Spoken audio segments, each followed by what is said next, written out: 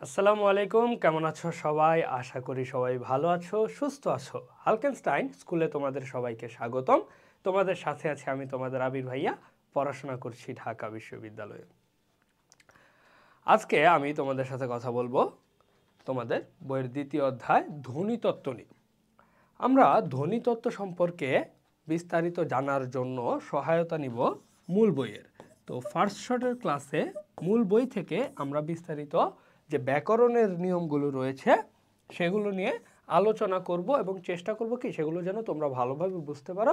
মূল যে ব্যাকরণ রয়েছে সেটা যেন তোমাদের একদম স্পষ্ট হয়ে যায়।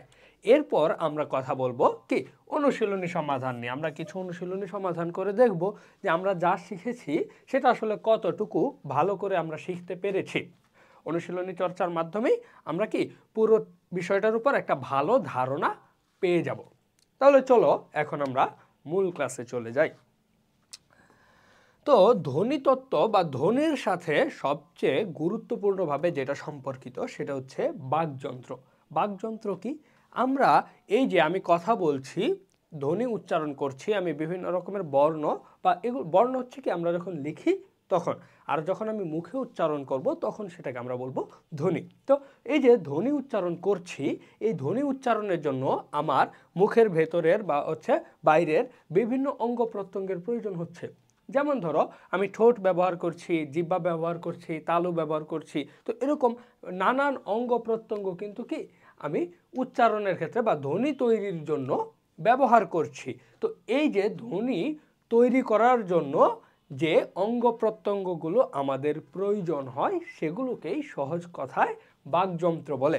বাক শব্দের অর্থ হচ্ছে কথা, আমরা জানি বাক। তো বাক মানে কথা, যোগ হচ্ছে কি যন্ত্র।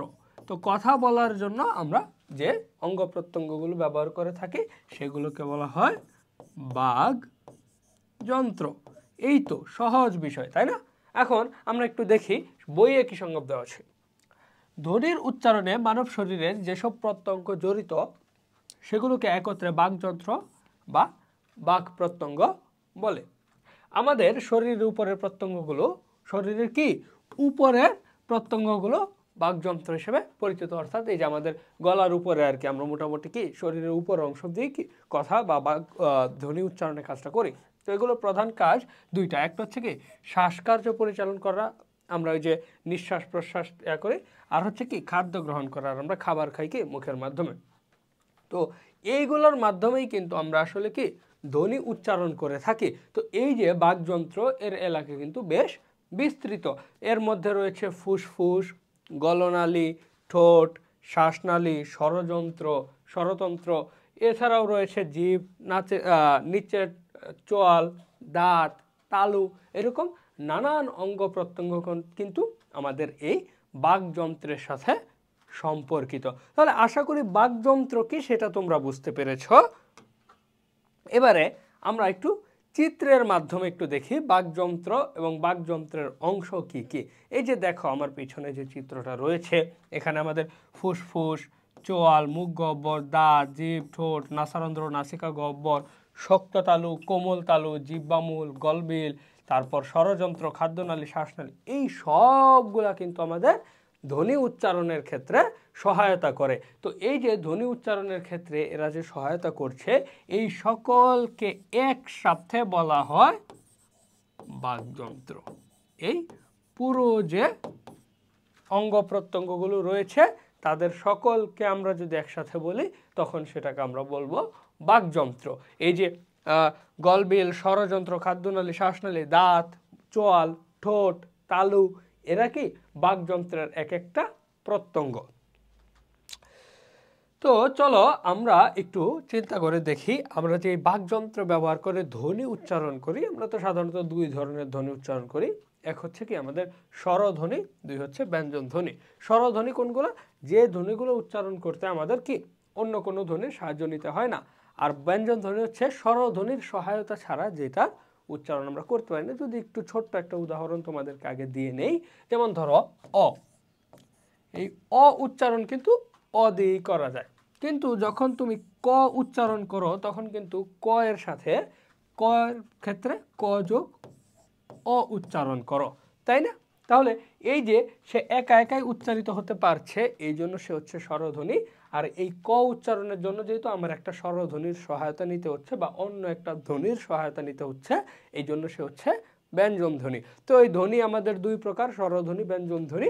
এখন আমরা স্বরধ্বনি এবং স্বরধ্বনি সম্পর্কিত যত কিছু আছে সবগুলা সম্পর্কে জানবো।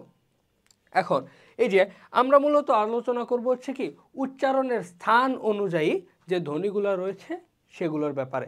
পরবর্তীতে আমরা আলোচনা করব উচ্চারণের প্রকৃতি অনুযায়ী বা উচ্চারণের ক্ষেত্রে আমার পরিবর্তনের যে বিষয়টা আসে সেই অনুযায়ী ধ্বনির প্রকারভেদ। যাই হোক, আমরা প্রথমে স্বরধ্বনি নিয়ে কথা বলি। দেখো, স্বরধ্বনি উচ্চারণের তিনটি বিষয় বিশেষভাবে গুরুত্বপূর্ণ। কোন তিনটা বিষয়? জিভের উচ্চতা, জিভের অবস্থান ও ঠোঁটের আকৃতি। আমাদের স্বরেয় থেকে ও পর্যন্ত যে স্বরধ্বনিগুলো রয়েছে, তুমি যদি একটু চিন্তা করো, সেগুলোর ক্ষেত্রে কিন্তু আমাদের এই বিষয়গুলোই মাথায় রাখতে হয়। কোনোটাই হচ্ছে কি জিভ একটু উপরে উঠে, কোনোটা একটু নিচে থাকে, কখনো জিহ্বা সামনের দিকে থাকে, কখনো পিছনের দিকে থাকে। এছাড়াও কি কখনো আমাদের ঠোঁট হচ্ছে গোল হয়, কখনো হচ্ছে কি স্বাভাবিক থাকে। এরকমভাবে কিন্তু বিভিন্ন রূপ ধারণ করে আমাদের এই বাকযন্ত্র বা এই বাক প্রত্যঙ্গগুলো। তো এর মাধ্যমে আমরা স্বরধ্বনির ক্ষেত্রে এই তিনটা বিষয়ের উপর গুরুত্ব দিলেই আমরা স্বরধ্বনি বুঝতে পারি। আর একটা জিনিস রয়েছে যেটা হচ্ছে কি কোমল তালুর অবস্থা। কোমল তালু কোনটা? কোমল তালু হচ্ছে আমাদের মুখের উপরের দিকে যে অংশটা রয়েছে সেটাকে বলা হয় তালু। তো এর সামনের দিকটা বেশ শক্ত, এটা এক জায়গায় থাকে, এটাকে বলা হয় শক্ত তালু। যখন ওই পিছনের দিকে আমি একটু যদি তোমাদের আমার মুখ থেকে দেখাই, এখান থেকে একেবারে আলজিভ পর্যন্ত এই যে পেছনের যে অংশটা রয়েছে না, এই পেছনের অংশটাকে বলা হয় কোমল তালু। এটা তুলনামূলকভাবে নরম এবং একটু কি ফ্লেক্সিবল। তো এই যে কোমল তালু, এই কোমল তালুর অবস্থা অনুযায়ী হয় কি স্বরধ্বনিগুলোকে মৌখিক ও অনুনাসিক স্বরধ্বনি হিসেবে উচ্চারণ করতে হয়। এখন মৌখিক কোনটা? এই যে এইটা হচ্ছে আমার মৌখিক স্বরধ্বনি। এখন এটাকে যদি আমি একটু নাক ব্যবহার করে উচ্চারণ করতে চাই, তাহলে এটার উপর যদি আমি একটা চন্দ্রবিন্দু দিয়ে দিই, অ, অ হচ্ছে মৌখিক, অ একটু নাসিক মানে অনুনাসিক, অর্থাৎ নাসিক্য বা নাক ব্যবহার করে আমি এই স্বরধ্বনিটা যদি উচ্চারণ করি তাহলে সেটা হয়ে যায় কি অনুনাসিক স্বরধ্বনি। তো এরকমভাবে কিছু উদাহরণ দেওয়া আছে যে আ, ই, এ, তারপর অ ইত্যাদি। তো এরকমভাবে আমাদের এগুলো কি মৌখিক এবং অনুনাসিক রূপ ধারণ করে। এবারে আমরা আসি জীবের অবস্থা। আমরা তো কিন্তু কোন তিনটা জিনিস গুরুত্ব দিব স্বরধ্বনির ক্ষেত্রে? জীবের উচ্চতা, জীবের অবস্থান আর হচ্ছে ঠোঁটের আকৃতি। তো চলো আমরা জীবের অবস্থানে একটু কথা বলি। যেমন এই যে জীব কোন অবস্থায় থাকে সেটার উপর নির্ভর করে, মানে আমার জীবের কোন অংশটা আমি ব্যবহার করছি ধ্বনি উচ্চারণের ক্ষেত্রে। যদি সামনের অংশ উচ্চারণ ব্যবহার করে থাকি তাহলে সেটা সম্মুখ স্বরধ্বনি, যদি মাঝখানের অংশটা ব্যবহার করে থাকি সেটা মধ্য স্বরধ্বনি, আর যদি পেছনের অংশ ব্যবহার করে থাকি তাহলে সেটা হচ্ছে কি পশ্চাৎ স্বরধ্বনি। তাহলে এই যে দেখো, জীবের যে অংশের সাহায্যে স্বরধ্বনি উচ্চারিত হয় সেই অংশকে গুরুত্ব দিয়ে স্বরধ্বনিগুলোকে যথাক্রমে সম্মুখ, মধ্য ও পশ্চাৎ ধ্বনি হিসেবে বিবেচনা করা হয়। এই আমার জীবের কোন অংশটা ব্যবহার করছি সেই অনুযায়ী, সামনের অংশটা সামনে, পিছনেরটা পশ্চাৎ আর মাঝখানেরটা কি মধ্য। এবার আমরা একটু সম্মুখ স্বরধ্বনির কথা বলি, অর্থাৎ জীবের সামনের অংশ ব্যবহার করে আমরা যে স্বরধ্বনিগুলো উচ্চারণ করি। এরকম কয়েকটার উদাহরণ যদি আমরা দেখি, এই যে আমরা ই, ই, এ, তারপর এ, এগুলো আমরা উচ্চারণ করি কি জীবের সম্মুখ অংশ ব্যবহার করে। তুমি যদি নিজে উচ্চারণ করো তাহলেও কিন্তু এটা বুঝতে পারবা। তো এইগুলাকে বলা হয় সম্মুখ স্বরধ্বনি। এবারে মধ্য স্বরধ্বনির ক্ষেত্রে যদি আমরা চিন্তা করি, আমার কি স্বাভাবিকভাবে নাম শুনে বোঝা যায় জীব স্বাভাবিক অবস্থা যেটা আর কি, অর্থাৎ নর্মালি যেরকমভাবে আমাদের জিহ্বা থাকে সেখানে, তো জিহ্বার মাঝখান থেকে উচ্চারিত হয়, অর্থাৎ জিহ্বাটা আমার সামনের দিকেও যাবে না, পেছনের দিকেও যাবে না, এটাকে বলা হয় মধ্য স্বরধ্বনি। তো এই মধ্য স্বরধ্বনির ক্ষেত্রে আমরা দেখতে পাই এই আ উচ্চারণের ক্ষেত্রে, আ আ উচ্চারণের ক্ষেত্রে আমার জিহ্বাকে কিন্তু কি কোনো দিকে সামনেও নিতে হয় না, পিছনেও নিতে হয় না, কিন্তু ই উচ্চারণ করতে হলে আমার জিহ্বাটা সামনের দিকে নিয়ে আসতে হয়, এ উচ্চারণ করতে হলে সামনের দিকে নিয়ে আসতে হয়। তো এই যে স্বাভাবিকভাবে মাঝখান থেকে যেহেতু উচ্চারিত হয় আ, এই যে স্বরে আ, এটা হচ্ছে কি মধ্য স্বরধ্বনির উদাহরণ। এবার আসি পশ্চাৎ স্বরধ্বনির বিষয়ে। পশ্চাৎ স্বরধ্বনি তাহলে নাম শুনে বোঝা যায় জিভের পেছনের অংশের সাহায্যে উচ্চারিত হবে। এমন উদাহরণ যদি আমাদেরকে দিতে হয় তাহলে রয়েছে অ, ও, হ্রস্ব উ, এগুলো হচ্ছে কি পশ্চাৎ স্বরধ্বনির উদাহরণ। এবারে আমরা একটু জিভের উচ্চতার বিষয়টা নিয়ে কথা বলি। তিনটা বিষয়ের মধ্যে প্রথমটা আমরা দেখে ফেললাম জিভের অবস্থান। এবারে আমরা দেখব জিভের উচ্চতা, যে কোন ধ্বনি উচ্চারণের সময় আমার জিভের উচ্চতা কতটুকু থাকে আর এই উচ্চতা অনুযায়ী আমরা কিভাবে ভাগ করে নিতে পারি। যেমন দেখো জিভের উচ্চতা অনুযায়ী আমরা উচ্চ, নিম্ন, উচ্চ মধ্য ও নিম্ন মধ্য স্বরধ্বনি হিসেবে কি প্রকারভেদ পাই। যেমন উচ্চ স্বরধ্বনির ক্ষেত্রে আমরা বুঝতে পারি জিভের উচ্চতা থাকবে সর্বোচ্চ, নিম্ন স্বরধ্বনি সর্বনিম্ন, নিম্ন মধ্যের ক্ষেত্রে নিম্ন এবং মধ্যের মাঝখানে থাকবে। উচ্চ মধ্য হচ্ছে কি মধ্যের আর উচ্চের মাঝামাঝি জায়গায় থাকবে। তাহলে এই প্রকার ভেদে আসলে কি কি ধ্বনি উচ্চারিত হয় আমরা যদি একটু দেখি, যে উচ্চ স্বরধ্বনি অর্থাৎ এটার ক্ষেত্রে সর্ব উপরে থাকবে, তাই না? তাহলে এটার উদাহরণ হচ্ছে কি এগুলো উচ্চারণের সময় জিভ সবচেয়ে উপরে ওঠে, যেমন রস্বই, হ্রস্ব। এখন তোমাদেরকে একটা মজার বিষয় বলি এই রস্বই নিয়ে। আমরা তো দুইটা জিনিস পাইলাম না। এই রস্বই কিন্তু আমরা পেয়েছি মাত্র কি উচ্চ স্বরধ্বনি। এই রস্বইয়ের ক্ষেত্রে আমরা কিন্তু আবার পেয়েছিলাম এটা কি সম্মুখ স্বরধ্বনি। তাহলে একটা আবার দুই রকম কিভাবে হয়? একটা দুই রকম না, রস্বইয়ের ক্ষেত্রে আমাদের এই দুইটা শর্তই পালিত হয়। যেমন তুমি চিন্তা করো যখন তুমি হ্রস্ব ই উচ্চারণ করছো তখন জিহ্বাটা সামনের দিকে চলে আসে এবং জিহ্বাটা হচ্ছে কি উপরের দিকে ওঠে। তো এই দুইটা বৈশিষ্ট্যই এই রস্বইয়ের মধ্যে রয়েছে। বুঝতে পেরেছ আশা করি। তো এবারে আমরা নিম্ন স্বরধ্বনির ক্ষেত্রে দেখি জিহ্বা একেবারে কি সর্বনিম্ন অবস্থানে থাকবে। উদাহরণ হিসেবে রয়েছে আমার আ, এ। এই ধ্বনিগুলো হচ্ছে কি নিম্ন স্বরধ্বনির উদাহরণ। এরপর আমি যাই উচ্চ মধ্য স্বরধ্বনি, অর্থাৎ কি উচ্চ এবং মধ্যের মাঝামাঝি। যেমন জিভ নিম্ন স্বরধ্বনির তুলনায় উপরে এবং উচ্চ স্বরধ্বনির তুলনায় নিচে থাকে। নিম্ন স্বরধ্বনির তুলনায় উপরে, উচ্চ স্বরধ্বনির তুলনায় নিচে।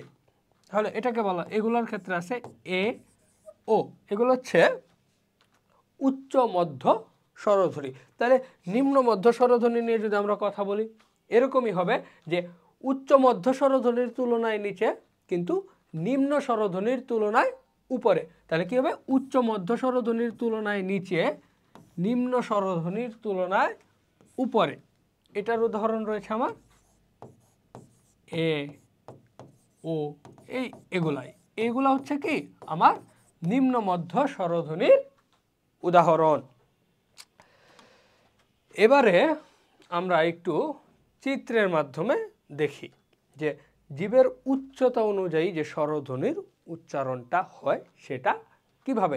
এখানে কয়েকটা বর্ণ এবং জিভের উচ্চতাটা কিন্তু চিত্রের মাধ্যমে দেখানো আছে। যেমন দেখো এই যে জিভ যখন এই যে চারটা বিন্দু দেখতে পাচ্ছ, আমি একটু বিন্দুগুলো দেই তাহলে তোমাদের বুঝতে সুবিধা হবে।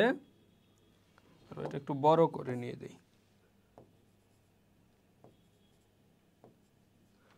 তো এই যে চারটা বিন্দু আমি দিলাম, এই চারটা বিন্দু আসলে নির্দেশ করে যে আমার ধ্বনির উচ্চারণের সময় জিভের উচ্চতা কতটুকু থাকে। তো জিভ যখন একেবারে নিম্নে থাকে এই যে আ, যখন নিম্ন মধ্য থাকে তখন এ, যখন উচ্চ মধ্য থাকে তখন এ।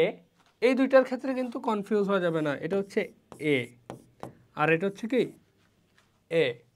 তো এরপর এই যে উচ্চ স্বরধ্বনির ক্ষেত্রে আমার রয়েছে রস্বই।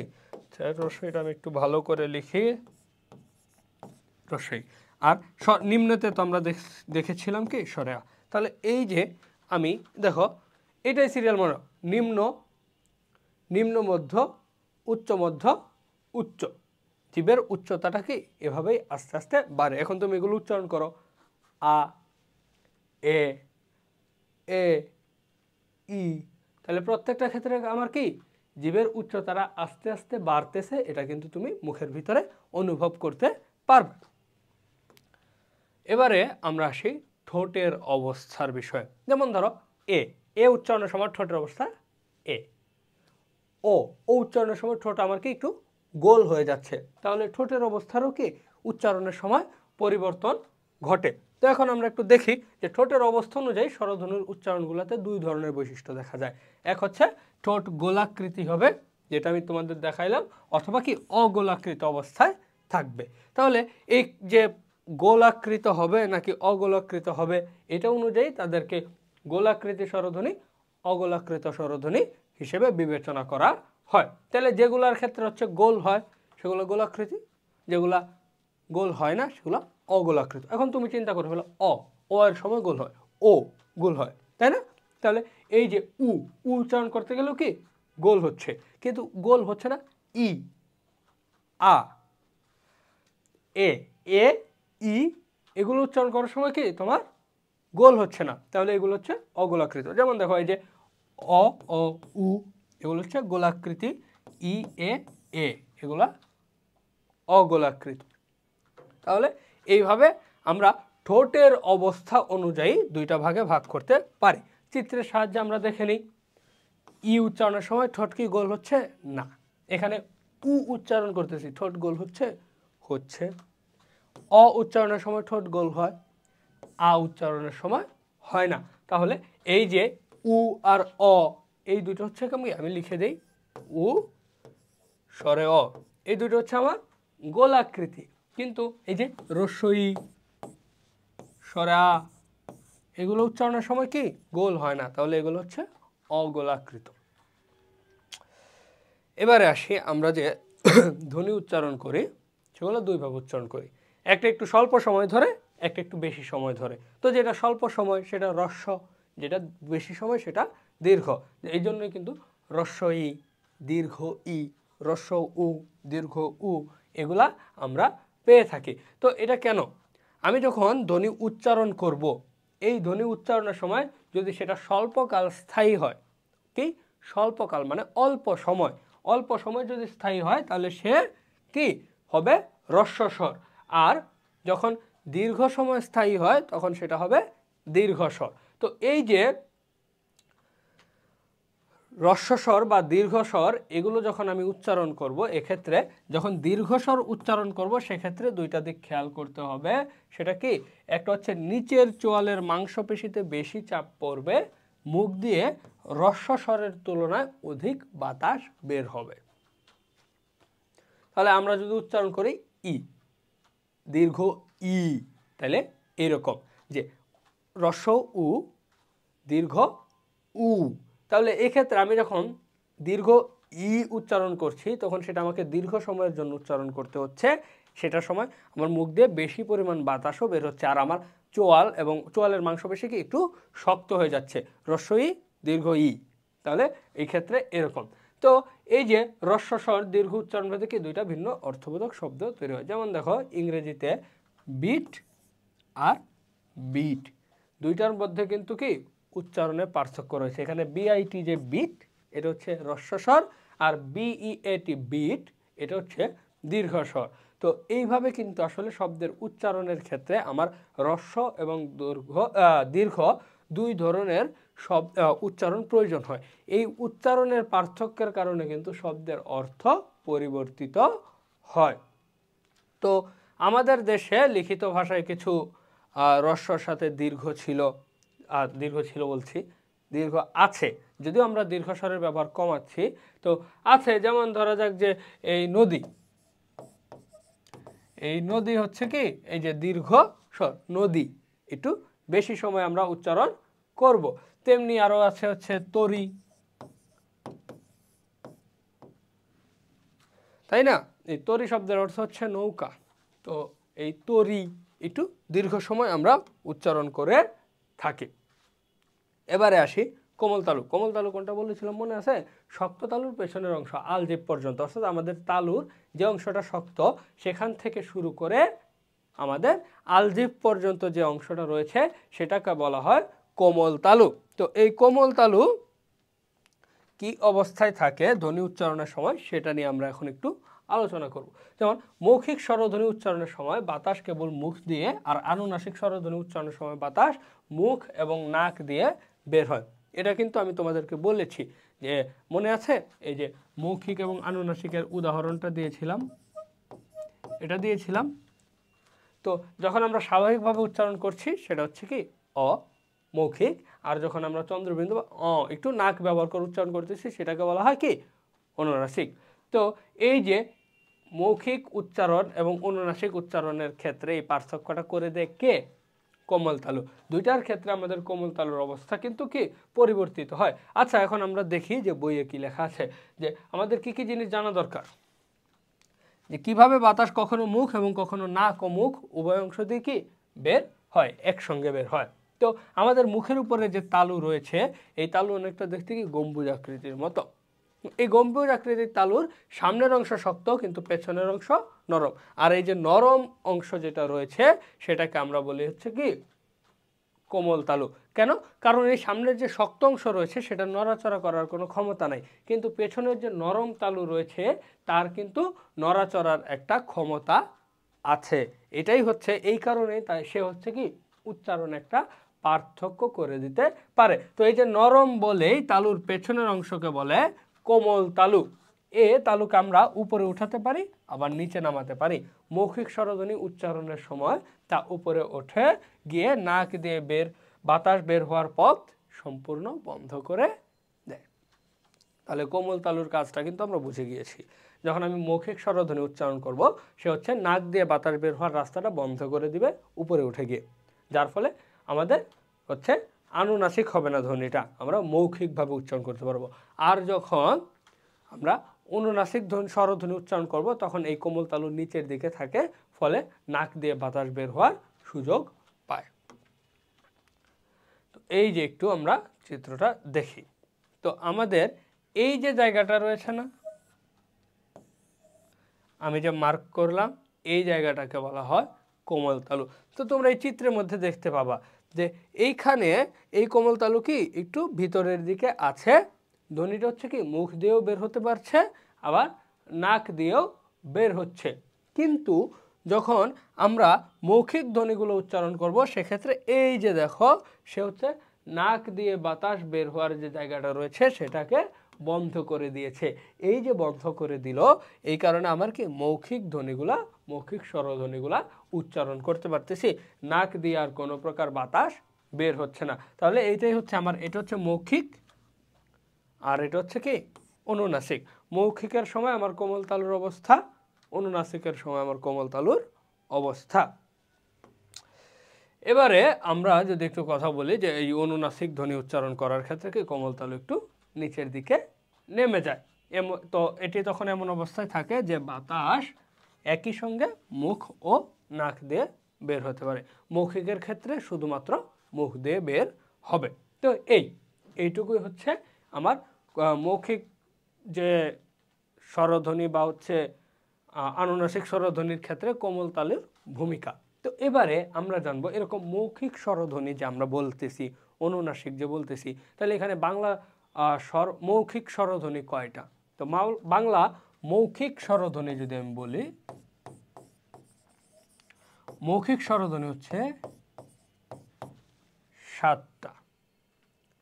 ঠিক আছে, 7টা মৌখিক স্বরধ্বনি রয়েছে। যেমন দেখো, আবার অনুনাসিক স্বরধ্বনি কয়টা? অনুনাসিকও হচ্ছে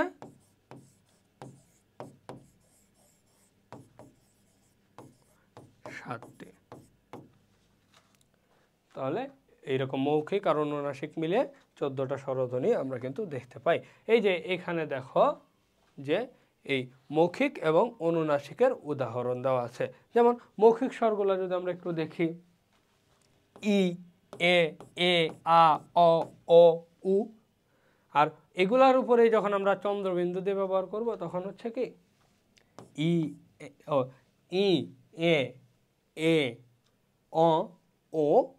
উ। এইরকম আমার এই 7টা স্বরধ্বনিকে চন্দ্রবিন্দু দিয়ে উচ্চারণ করলে অনুনাসিক। এখন চলো আমরা উদাহরণ দেখে ফেলি। এই যে একটা শব্দ বিধি, এই বিধি মানে কি নিয়ম কানুন, তাই না? কিন্তু যখন আমরা বলবো বিধি, এই বিধি, তাহলে এই বিধি অর্থ কি? এই বিধি হচ্ছে সৃষ্টিকর্তা, তাই না?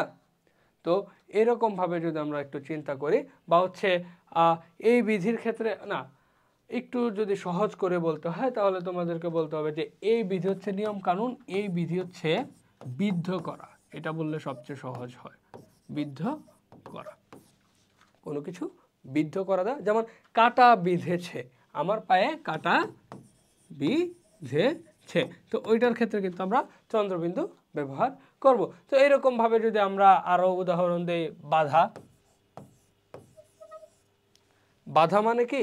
কোনো কিছুতে আটকে যাওয়া, বিপত্তি, এরকম কিছু বোঝায়। কিন্তু যখন আমি বাধা বলবো তখন কিন্তু সেটা কি? বন্ধন বা আবদ্ধ করাকে বোঝায়, যে কোনো কিছু বেঁধে ফেলেছি। তাহলে এখানে দেখো আমার এই যে বাধা, বাধা এবং বাধা দুইটার মধ্যে আমার একটা অনুনাসিক হচ্ছে, একটা মৌখিক হচ্ছে। এভাবেই কিন্তু মৌখিক স্বরধ্বনি এবং অনুনাসিক স্বরধ্বনিগুলো ব্যবহৃত হয় বাংলা শব্দের ক্ষেত্রে। তাহলে শুধুমাত্র মৌখিক এবং অনুনাসিক হওয়ার জন্য কিন্তু আমার শব্দের অর্থ পরিবর্তিত হয়। এবারে চলো আমরা একটু ব্যঞ্জন ধ্বনি নিয়ে কথা বলি। স্বরধ্বনি নিয়ে তো আমাদের আলোচনা হলোই, তাহলে ব্যঞ্জন ধ্বনির বৈশিষ্ট্য নিয়ে যদি বলতে হয়, সেটা হচ্ছে কি? অন্য একটা ধ্বনির সহায়তার প্রয়োজন পড়ে। তো এই যে অন্য একটা ধ্বনির সহায়তার প্রয়োজন পড়ে, তারপর তার উচ্চারণের ক্ষেত্রে কি একটু ভিন্নতা রয়েছে। এখন আমরা এটা নিয়েই দেখি বইয়ে কি দেওয়া আছে। যেসব বাগধ্বনি উচ্চারণে ফুসফুস আগত বাতাস মুখের মধ্যে সম্পূর্ণ বন্ধ বা রুদ্ধ হয়, কি হবে? সম্পূর্ণ বন্ধ বা রুদ্ধ, কিংবা আংশিকভাবে বন্ধ হয়, কিংবা সংকীর্ণ পথে বাতাস বেরিয়ে যাওয়ার সময় ঘর্ষণের সৃষ্টি করে, সেগুলো ব্যঞ্জন ধ্বনি। খুবই কঠিন মনে হইতেছে, তাই না? চলো আমরা এটা একটা উদাহরণ দেখি, উদাহরণ দেখলেই এটা আমাদের জন্য সহজ হয়ে উঠবে। এখন প্রথমে আমরা আসি, বাতাস ফুসফুস থেকেই তো স্বাভাবিকভাবেই আসে। তো আমি যখন ক উচ্চারণ করছি, এতক্ষণ যখন আমি উচ্চারণ করতেছিলাম অ ই, তখন কি আমার কোনো প্রকার ঘর্ষণের সৃষ্টি হচ্ছিল না, কোথাও কিন্তু বাতাসটা বাধাপ্রাপ্ত হয় নাই। কিন্তু ক ক যখন উচ্চারণ করছি, তাহলে মুখের ভিতরে একটু অনুভব করতে পারো বাতাসটা একটু হলেও যে আটকে যাচ্ছে। তো ফলে উচ্চারণটা কি হয়ে যাচ্ছে? অ এর বদলে ক হয়ে যাচ্ছে। তার মানে এখানে আমার বাতাসটা কি একটু রুদ্ধ হয়েছে, আংশিকভাবে বন্ধ হয়েছে, একটু ঘর্ষণের সৃষ্টি হয়েছে, এবং বাতাসটা কি সংকীর্ণ পথে বের হয়েছে। তাহলে এই যে ধ্বনিগুলা এরকমভাবে উচ্চারিত হয়, সেগুলোকে বলা হয় কি? ব্যঞ্জন ধ্বনি। তো ব্যঞ্জন ধ্বনি উচ্চারণের সময় বাতাস প্রথমে মুখের মধ্যে সম্পূর্ণ বন্ধ হয়, তারপর কেবল নাক দিয়ে বেরিয়ে যায়। যেমন প, ক, ল, তালব্য শ, ম, ম। এই যে ম উচ্চারণ করার সময় আমার কি বাতাসটা নাক দিয়ে বের হচ্ছে। তো এই হচ্ছে আমার ব্যঞ্জন ধ্বনির উদাহরণ। তো আমরা একটু ব্যঞ্জন ধ্বনির উচ্চারণগুলো নিয়ে কথা বলি, যে ব্যঞ্জন ধ্বনি, এই যে আমি দেখলাম এই ব্যঞ্জন ধ্বনিগুলো আছে, যেগুলো বাতাস হচ্ছে কি আংশিক বা সম্পূর্ণভাবে বন্ধ হয়, আমার কি আবার মুখের ভেতর একটা ঘর্ষণেরও সৃষ্টি হয়, তারপর বাতাস বের হয়, সেটা হচ্ছে ব্যঞ্জন ধ্বনি। তো এই ব্যঞ্জন ধ্বনি উচ্চারণের ক্ষেত্রে আমাদের দুইটা বিষয় খেয়াল রাখতে হবে। স্বরধ্বনি উচ্চারণের ক্ষেত্রে আমরা তিনটা বিষয় খেয়াল রেখেছি, জীবের উচ্চতা, জীবের অবস্থা, আর ঠোঁটের আকৃতি। তো ব্যঞ্জন ধ্বনি উচ্চারণের ক্ষেত্রে আমাদের দুইটা বিষয় মাথায় রাখতে হবে। কি কি? প্রথমে হচ্ছে আমার উচ্চারণ স্থান, অর্থাৎ বাকযন্ত্রের কোন জায়গা থেকে উচ্চারিত হচ্ছে, আর একটা হচ্ছে কি উচ্চারণ রীতি, অর্থাৎ আমি কিভাবে উচ্চারণ করছি, সেটাও কিন্তু গুরুত্বপূর্ণ। তাহলে এক্ষেত্রে আমরা যদি দেখি যে বাকযন্ত্রের সাহায্যে ধ্বনি উচ্চারিত হয় তাই উচ্চারণ স্থান, উচ্চারণ রীতি বলতে কিভাবে ধ্বনিটি উচ্চারণ করা হয় তাকে বোঝায়। আমি কিন্তু এটাই বললাম। তাহলে ফুসফুস থেকে যে বাতাস আসবে, সেটা যখন মুখের ভেতরে বিভিন্ন বাক প্রত্যঙ্গে বাধাপ্রাপ্ত হবে, সেটা কিভাবে বাধাপ্রাপ্ত হয় সেটার উপর নির্ভর করে আমার ধ্বনির উচ্চারণটা কিন্তু নির্ধারিত হয়। তো এই যে উচ্চারণ রীতি রয়েছে বা উচ্চারণ স্থান রয়েছে, উচ্চারণ রীতি কিন্তু আমাদের এই যে বাধাপ্রাপ্ত কিভাবে হচ্ছে সেটা সম্পর্কে একটা ভালো ধারণা দেয়। আর কোন জায়গায় বাধাপ্রাপ্ত হচ্ছে বা কোন জায়গা থেকে উচ্চারিত হচ্ছে, সেটাই বলে উচ্চারণ স্থান। তাহলে চলো আমরা এখন উচ্চারণ স্থান নিয়ে একটু দেখি। উচ্চারণ স্থান অনুসারে বাংলা ব্যঞ্জন ধ্বনিগুলোকে দ্বিওষ্ঠ, দন্ত, দন্তমূলীয়, প্রতিবেষ্টিত, তালব্য, কণ্ঠ, জিহ্বামূলীয়, কণ্ঠনালীয়, এরকম নানান ভাগে ভাগ করা হয়েছে।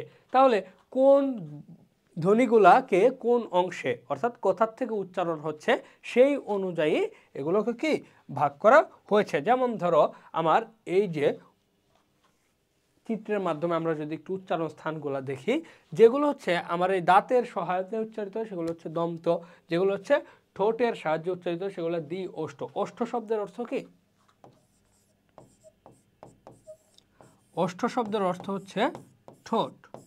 তাহলে এই যে ঠোঁট ব্যবহার করে আমরা যেগুলো উচ্চারণ করি সেগুলো ওষ্ঠ আর কি বর্ণ, তো বা ওষ্ঠধ্বনি। তো এরকম দাঁতের মূল থেকে অর্থাৎ দাঁতের যে গোড়ার অংশ আর কি সেটাকে বলা হয় দন্তমূলীয়।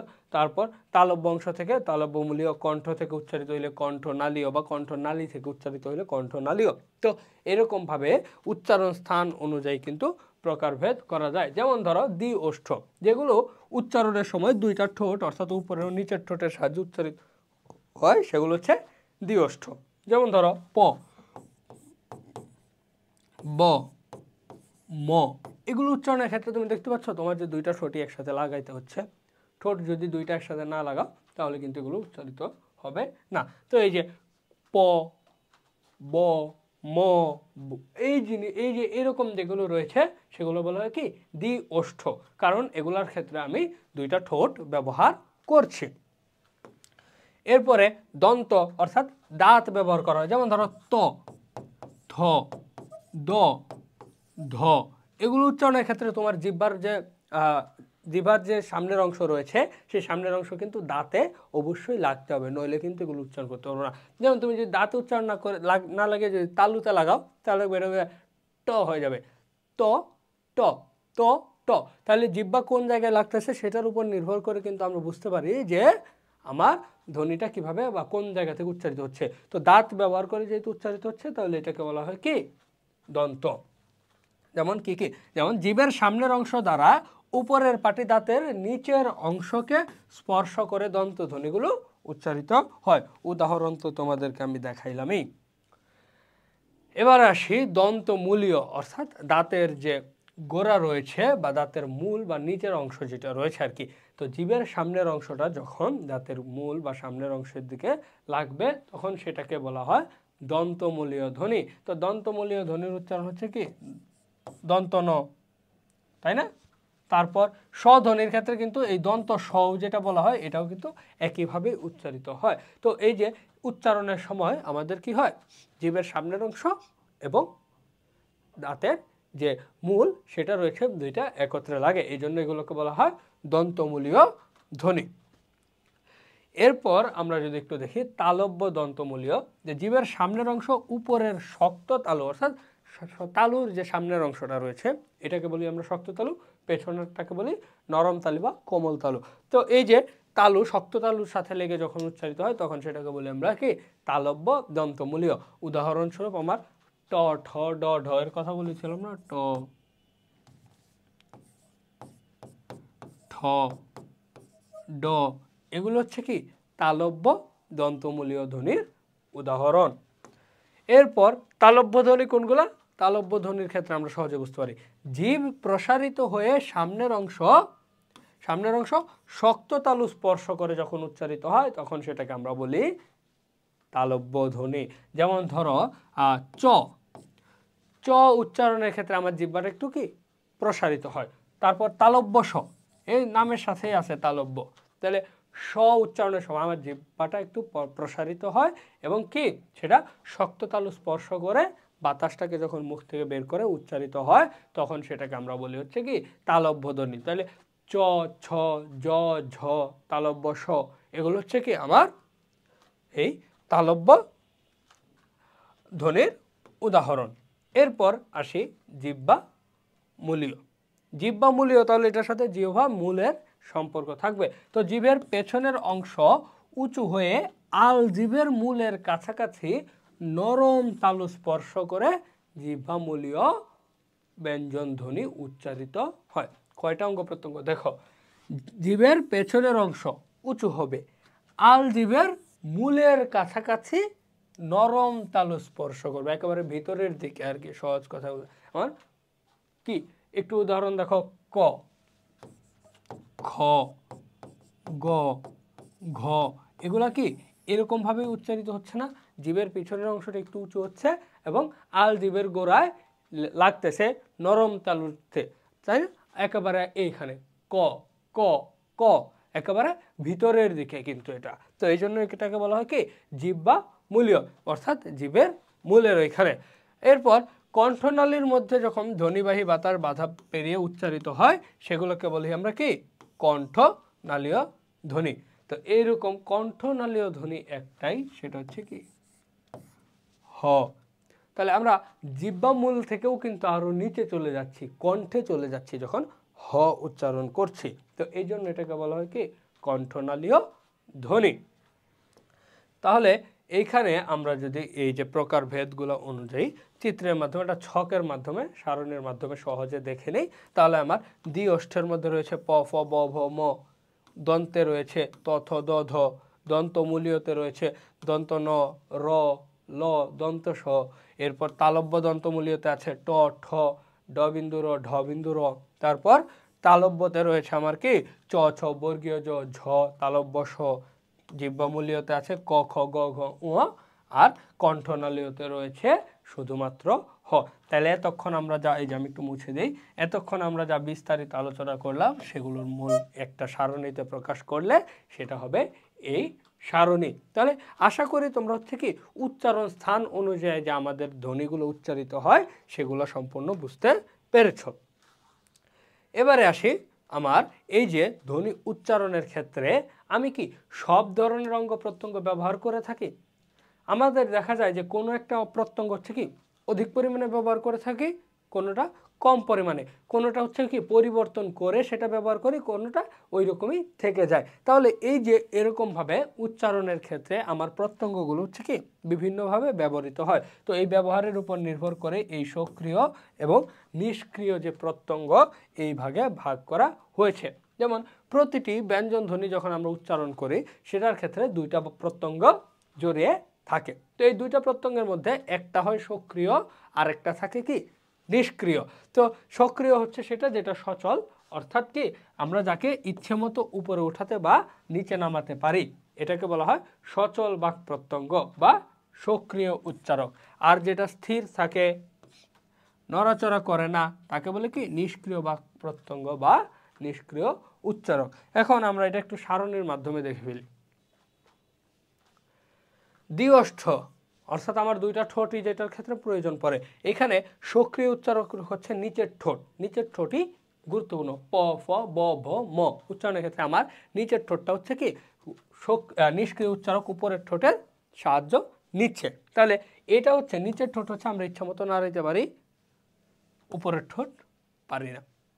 জিভের ডগাকে আমরা ইচ্ছা মতো ব্যবহার করি, কিন্তু উপরের পাটির দাঁত কিন্তু ওই জায়গাতেই থাকে, কি এটা দন্তধ্বনির ক্ষেত্রে। তারপর দন্তমূলীর ক্ষেত্রে আমার জিভের ডগা হচ্ছে সক্রিয় উচ্চারক, দন্তমূল হচ্ছে নিষ্ক্রিয় উচ্চারক। তালব্য দন্তমূলীর ক্ষেত্রে জিভের পাতা হচ্ছে সক্রিয় উচ্চারক আর দন্তমূলের পেছনের অংশ হচ্ছে নিষ্ক্রিয় উচ্চারক। তালব্যের ক্ষেত্রে জিভের সামনের অংশ সক্রিয়, শক্ত তালু নিষ্ক্রিয়। জিভের পেছনের অংশ, জিহ্বামূলীর ক্ষেত্রে জিভের পেছনের অংশ সক্রিয়, কোমল তালু নিষ্ক্রিয়। কণ্ঠনালীর ক্ষেত্রে স্বরতন্ত্র সক্রিয় আর জিভের যে আল জিভের যে এটার ক্ষেত্রে তো কণ্ঠ যেহেতু রয়েছে আমাদের, স্বরতন্ত্র সক্রিয়, এটার ক্ষেত্রে নিষ্ক্রিয় কোনোটা থাকবে না, অর্থাৎ হ হ উচ্চারণ করে আমি কণ্ঠনালী থেকে এই সে হচ্ছে সক্রিয়, আর কোনো কিছুর সহায়তার প্রয়োজন হয় না। তাহলে এখানে আমরা সক্রিয় এবং নিষ্ক্রিয় কোনটা সেটা কিন্তু বুঝে গিয়েছি যে সক্রিয় উচ্চারক যেটা আর নিষ্ক্রিয় উচ্চারক কোনটি। এবারে আমরা উচ্চারণ রীতি অনুযায়ী ব্যঞ্জন ধ্বনিগুলা একটু দেখব যে আসলে কোন জায়গা থেকে বা কি নিয়মে উচ্চারিত হলে, কি ভাবে উচ্চারিত হলে আমরা সেটাকে কোন ধরনের ব্যঞ্জন ধ্বনি বলবো। এটারও বেশ কিছু প্রকারভেদ রয়েছে। তো আমরা যখন ব্যঞ্জন ধ্বনি উচ্চারণ করব, সেই ব্যঞ্জন ধ্বনি উচ্চারণের সময় আমাদের যে বাক প্রত্যঙ্গগুলো রয়েছে, এই বাক প্রত্যঙ্গগুলো হচ্ছে কি বিভিন্ন রূপ ধারণ করে। এই যে বিভিন্ন রূপ ধারণ করতেছে বা বিভিন্ন রকমের পরিবর্তিত হচ্ছে, এই যে পরিবর্তনের যে নিয়ম বা রীতিটা রয়েছে সেটাকে আমরা বলি কি উচ্চারণ রীতি। ধ্বনি বিচারের যে প্রক্রিয়া, এই অবস্থান ও আকৃতি অনুযায়ী আমরা যে ধ্বনির প্রকারভেদটা করে থাকি সেটাই হচ্ছে কি উচ্চারণ রীতি। তো এই উচ্চারণ রীতি অনুযায়ী আমরা দেখতে পাই যে স্পৃষ্ট বা স্পর্শ ধ্বনি, ঘর্ষণজাত ধ্বনি, কম্পিত ধ্বনি, তাড়িত ধ্বনি, পার্শ্বিক ও নৈকট্যমূলক ধ্বনি হিসেবে কি বিভিন্নভাবে বিবেচনা করা যায়। এবারে চলো আমরা এগুলোর বিস্তারিত একটু দেখি, কেন কোন এটার নাম কম্পনজাত, কেন এটার নাম তাড়নজাত, কেন এটার নাম ঘর্ষণজাত, এটাই এখন আমরা দেখব। তো যেটা হচ্ছে স্পৃষ্ট বা স্পর্শ ধ্বনি, সেটার কথা যদি তোমাদেরকে আমি বলি তাহলে দেখবা যেটার মধ্যে মুখের মধ্যে ফুসফুস থেকে যে বাতাস আসে সেটা প্রথমে কিছুক্ষণের জন্য কি সম্পূর্ণভাবে রুদ্ধ বা বন্ধ হয়ে যায়, এরপর মুখ দিয়ে সেটা বেরিয়ে গিয়ে উচ্চারিত ধ্বনি হইলে সেটাকে বলা হয় স্পৃষ্ট ধ্বনি বা স্পর্শ ধ্বনি। তাহলে কি হইতে হবে, প্রথমে ফুসফুসের বাতাস সম্পূর্ণভাবে মুখের ভিতর সম্পূর্ণভাবে রুদ্ধ বা বন্ধ হয়ে যাবে, তারপর মুখ দিয়ে বের হবে। উদাহরণ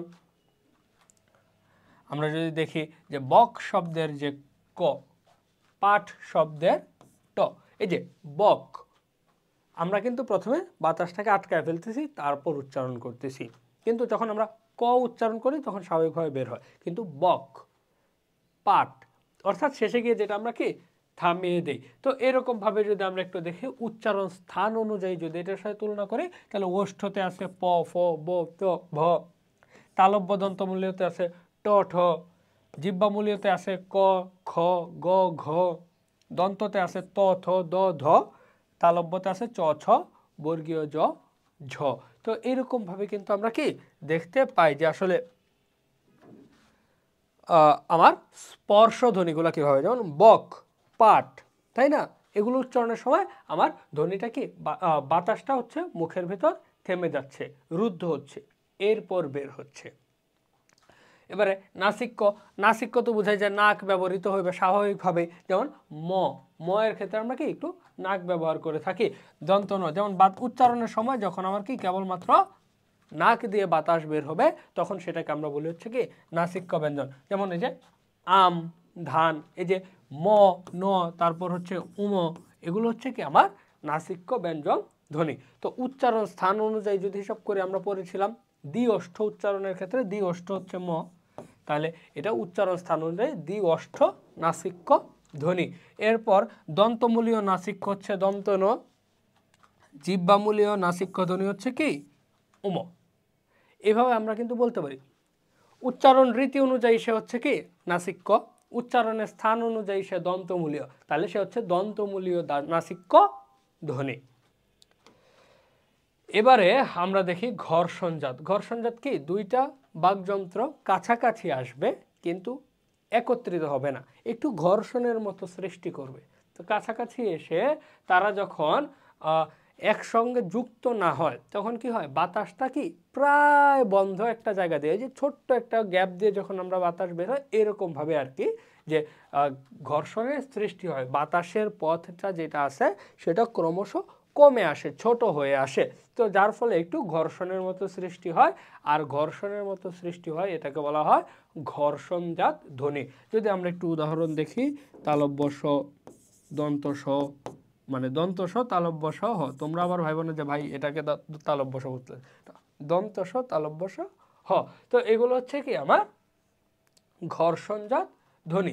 আর এই ঘর্ষণকে শীষ দেওয়ার মতো, এই যে দেখো স, শীষ, তো এই যে শীষ দেওয়ার মতো যে হয় এই কারণে এগুলোকে কি শীষ ধ্বনিও বলা হয়। তাহলে ঘর্ষণজাত ধ্বনিকে আমরা আর কি বলতে পারি, শীষ ধ্বনি। যেমন তালব্য স, দন্ত স, হ, এগুলোকে শীষ ধ্বনিও বলা হয়। তো উচ্চারণের স্থান অনুযায়ী যদি আমরা আবার এগুলোকে বলি, উচ্চারণের স্থান অনুযায়ী এটা হচ্ছে দন্তমূলীয়, তাহলে এটা হচ্ছে দন্তমূলীয় শীষ ধ্বনি বা দন্তমূলীয় ঘর্ষণজাত ধ্বনি।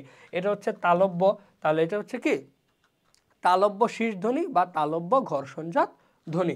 এরপর হ এর কথা যদি বলি, হ হচ্ছে কণ্ঠনালীয়, তাহলে এটা হচ্ছে কণ্ঠনালীয় শীষ ধ্বনি বা কণ্ঠনালীয় ঘর্ষণজাত ধ্বনি। আশা করি তোমরা বুঝতে পারছো।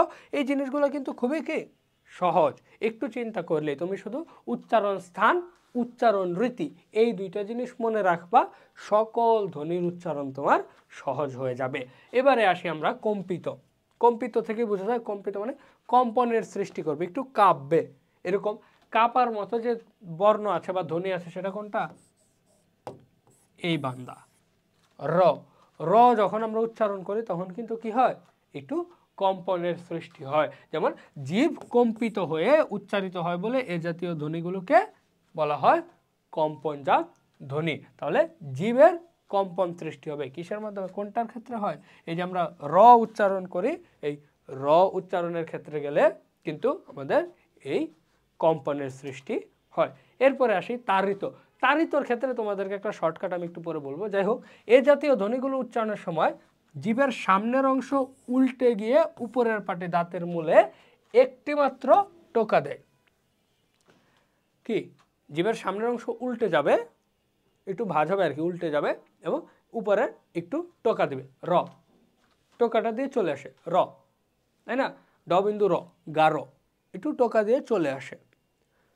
টোকা দিয়ে চলে আসবে যখন, তখন সেটাকে আমরা বলবো তাড়িত ধ্বনি। তো তাড়িতের বানানটা দেখছো কি তোমরা? তাড়িত। তো এই যে তাড়িতর মাঝখানে যে বর্ণটা রয়েছে, তাড়িত ধ্বনির উদাহরণও এইটাই, এই যে ড বিন্দু র আর ঢ বিন্দু র। তো তাড়িত বা তারণজাত বলা হয় এটাকে। তো এই যে তাড়িত বা তারণজাত ধ্বনি হচ্ছে কি এই ড বিন্দু র, ঢ বিন্দু র। এইটুকু মাথায় রাখলেই তোমাদের হয়ে যাবে। ও, এই যে তাড়িত যেগুলো আছে এগুলো এই যে হালকা একটু টোকা দেয় না, এই জন্য এগুলোকে টোকাজাত ধ্বনিও বলা হয়। এবার আসি পার্শ্বিক ধ্বনি। এ জাতীয় ধ্বনি উচ্চারণের সময় বাতাস জিভের পেছনের এক পাশ বা দুপাশ দিয়ে বেরিয়ে যায় এবং জিভ দাঁত অথবা দন্তমূলে অবস্থান করে। ল। ল উচ্চারণের সময় কি হয় দেখো, আমার জিভের সামনের অংশটা হচ্ছে কি দাঁতের গোড়ায় বা দন্তমূলে লাগতেছে। তাহলে যখন আমি এভাবে আটকায় ল উচ্চারণ করতেছি, বাতাসটা কিন্তু আমার জিভের দুই পাশ দিয়ে বের হচ্ছে, তাই না? তো এইভাবে যেহেতু উচ্চারিত হয়, এই জন্য এটাকে বলা হয় পার্শ্বিক ধ্বনি। কারণ এই যে দুই পাশ দিয়ে বাতাসটা বের হচ্ছে, কারণ সামনের দিকে তো আমি জিহ্বা দাঁতের গোড়ায় লাগায় ওই যে জায়গাটা বন্ধ করে দিচ্ছি বাতাস বের হওয়ার জন্য। বাতাস বের হচ্ছে কি জিভের দুই পাশ দিয়ে, এই জন্য লকে বলা হয় পার্শ্বিক ধ্বনি।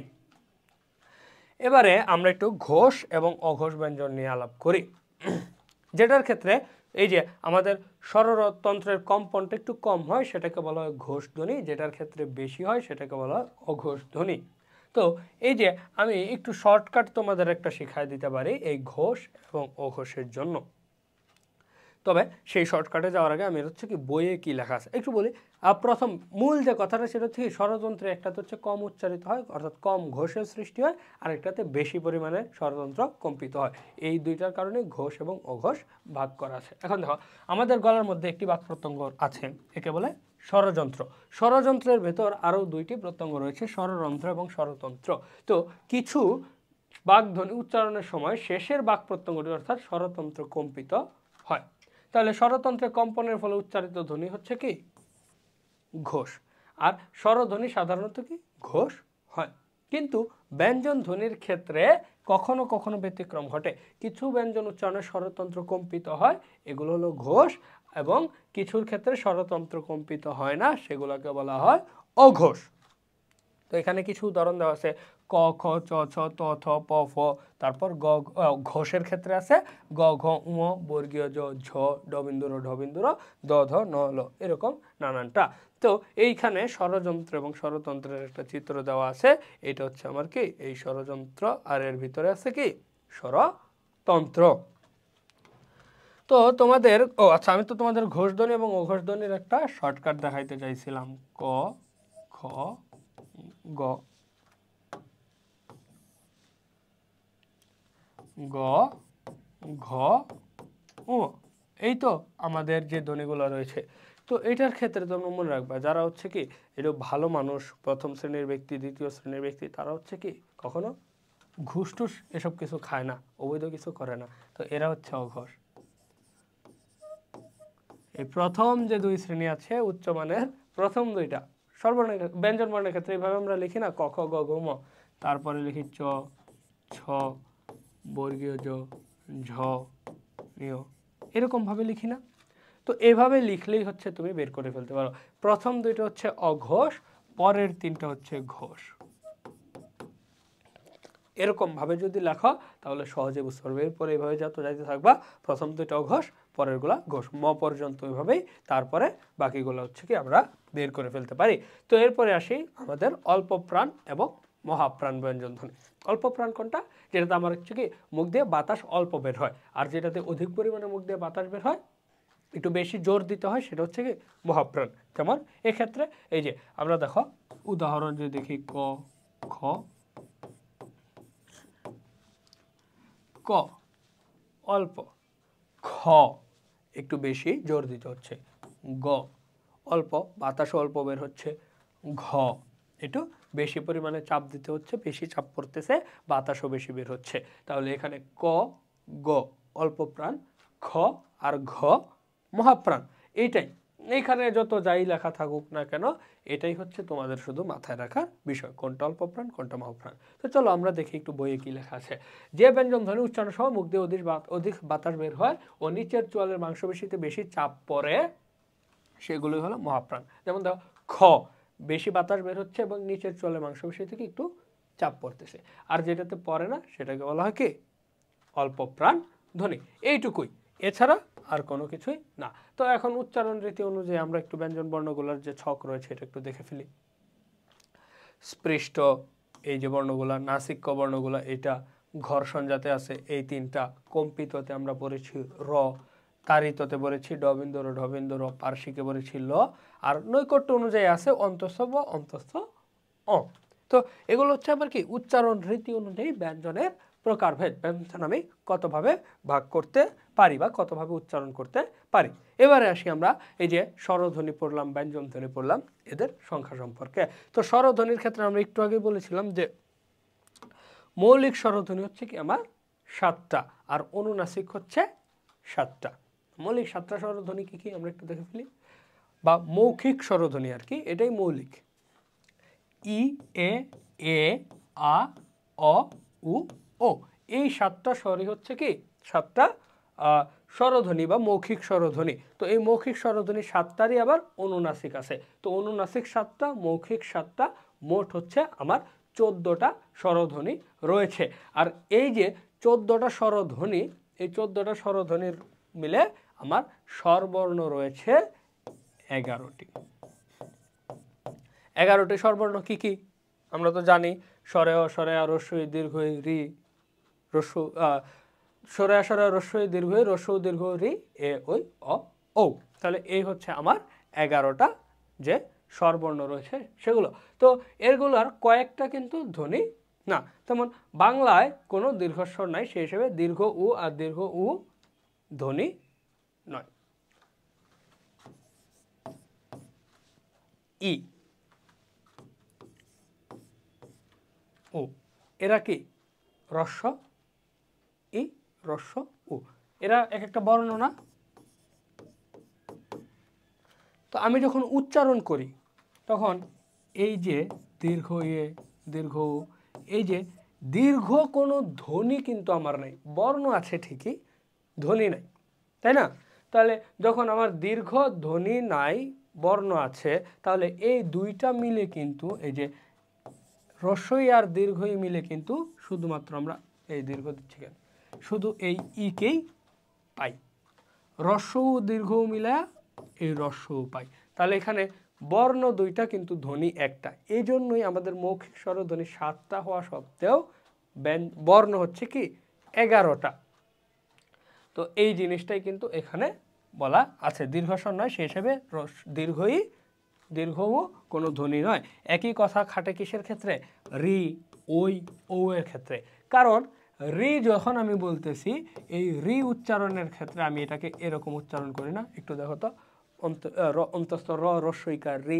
আবার সেম ভাবে আমরা যদি একইভাবে আরেকটা জিনিস দেখি, যেমন ধরো ও, এই ওকেও কিন্তু আমরা এই উচ্চারণই করে থাকি, ও।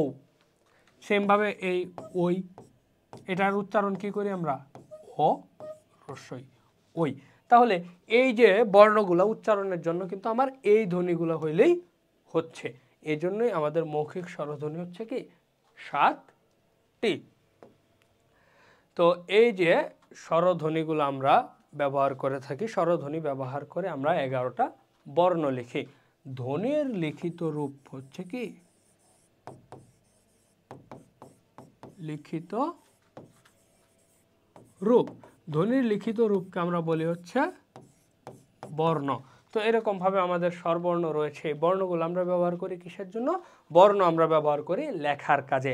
আমাদের যা কিছু লিখতে হয় সেগুলো আমরা কি বর্ণ দ্বারা প্রকাশ করে থাকি। এবারে আসি কার ও ফলা নিয়ে আলোচনায়। যে আমাদের কার নিয়ে আমি প্রথমে আলোচনা করব।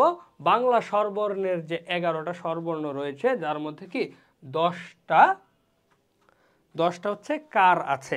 কার হচ্ছে স্বরবর্ণের সংক্ষিপ্ত রূপ। যদি আমরা বর্ণের কথা চিন্তা করি, এই বর্ণমালার যে বর্ণগুলো রয়েছে সেগুলোর হচ্ছে কি একটা পূর্ণ রূপ রয়েছে, আর একটা হচ্ছে কি সংক্ষিপ্ত রূপ রয়েছে।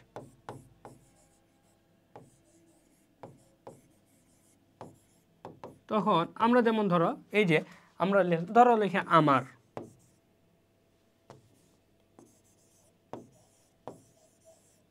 এই যে আমার লিখলাম আমি এখানে স্বরে আ ব্যবহার করেছি আমি, তাই না? তাহলে এটা হচ্ছে কি বর্ণের পূর্ণ রূপ।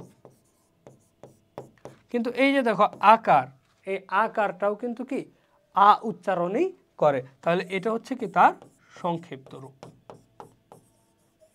তো এরকম ভাবে আমরা কি প্রত্যেকটা স্বরবর্ণ স্বরেয় বাদে সবগুলোরই কি কিছু সংক্ষিপ্ত রূপ পাই। এগুলো হচ্ছে কি